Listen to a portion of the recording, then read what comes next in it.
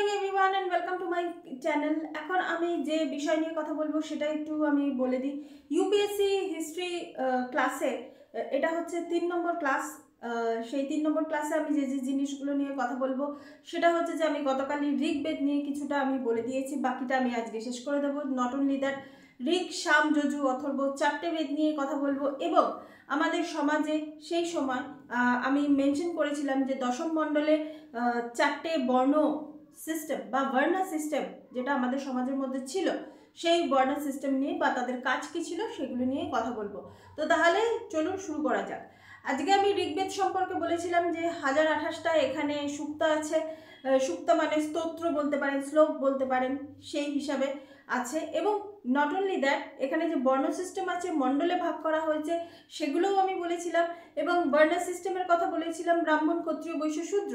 কিন্তু আসল যে জিনিসটা সেটা হচ্ছে ঋগ্বেদে বেসিক্যালি কাদের কথা বলা হয়েছে, বিভিন্ন ধরনের দেবতাদের কথা বলা হয়েছে, যেমন অগ্নি, ইন্দ্র, বায়ু, মানে এই ধরনের যারা দেবতা সেই সময় মানুষ যাদেরকে পুজো করতেন। কারণ প্রকৃতির সঙ্গে লড়াইয়ের ক্ষমতা তখন মানুষের ছিল না, এখনও নেই, আজও নেই। কিন্তু তখন মানুষ কি করতেন, যে প্রকৃতিকেই দেবতা রূপে পুজো করতেন। তো সেই হিসাবেই অগ্নিদেব, বরুণদেব, ইন্দ্রদেব, এনাদেরকে তখন পুজো করা হতো।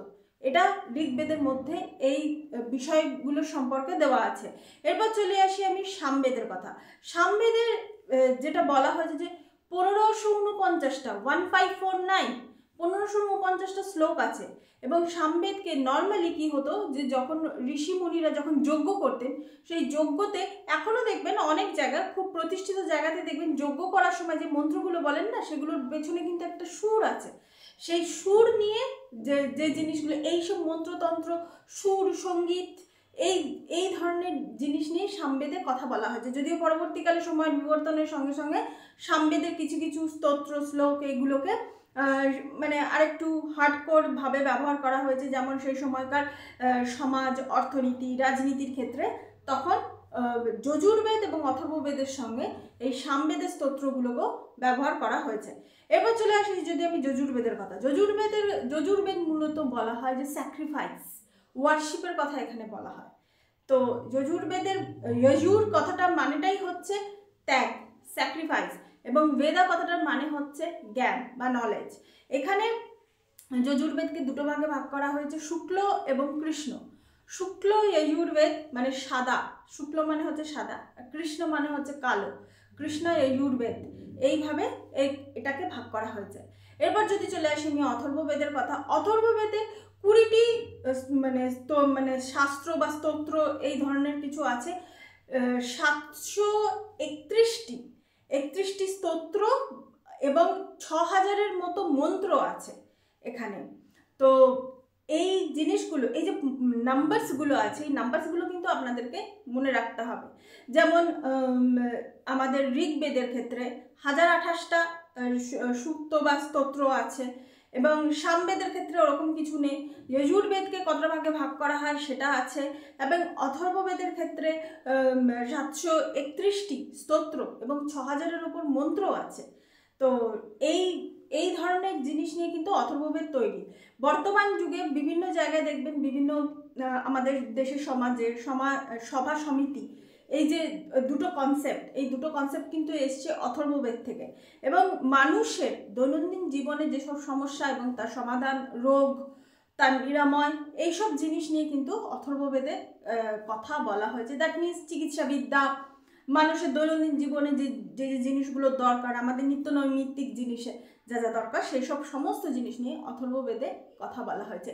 এবার যদি আমি চলে আসি বর্ণ সিস্টেম, আমাদের সমাজে যেটা ছিল ব্রাহ্মণ, ক্ষত্রিয়, বৈশ্য, শূদ্র। ব্রাহ্মণদের কাজ কি ছিল? পৌরোহিত্য করা। এবং নট অনলি দ্যাট, সমাজে যারা জ্ঞানী ব্যক্তিরা ছিলেন, লাইক টিচার, প্রফেসর, আরও যারা নলেজেবল পার্সন ছিলেন, যাদের স্পিরিচুয়াল নলেজটা ভালো ছিল, তাদেরকে এই ব্রাহ্মণ শ্রেণীর মধ্যে ফেলা হতো।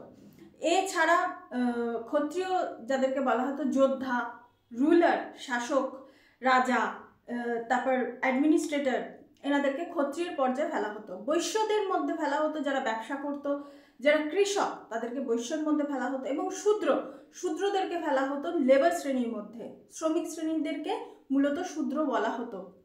এবং তারা সবসময় বাকি যে তিনটে শ্রেণী ব্রাহ্মণ, ক্ষত্রিয় এবং বৈশ্য এদেরকে সবসময় সার্ভিস দিয়ে যেত। তো এটাই ছিল আজকের ক্লাস। তো আজকের ক্লাসে আমরা তাহলে কি কি পড়লাম একবার রিক্যাপ করে নিই। 4টে বেদ নিয়ে কথা বললাম, ঋক, সাম, যজু, অথর্ব, সেগুলো নিয়ে কথা বললাম। আরও যদি ইন ডিটেলস চান এগুলো আপনারা এমনিতেই পেয়ে যাবেন, প্রচুর রিসোর্সেস আছে। এছাড়া সেই সময় ক্লাসে যে ভার্না সিস্টেম ছিল সেই ভার্না সিস্টেম এবং তাদের কাজ নিয়েও কিন্তু আমি কথা বললাম। এখান থেকে কিন্তু শর্ট কোয়েশ্চেন্স বা অপশনাল পেপারে কিন্তু এইসব ধরনের কোয়েশ্চেন্স কিন্তু আসতে পারে। একটু যদি সেই জিনিসগুলোকে যদি একটু ঘুরিয়ে ফিরিয়ে প্রশ্নগুলো করা হয়, তো সেই হিসাবে এই জিনিসগুলোকে নিয়ে আলোচনা করলাম। নেক্সট ক্লাসে আমরা অন্য কিছু নতুন কিছু নিয়ে আসবো।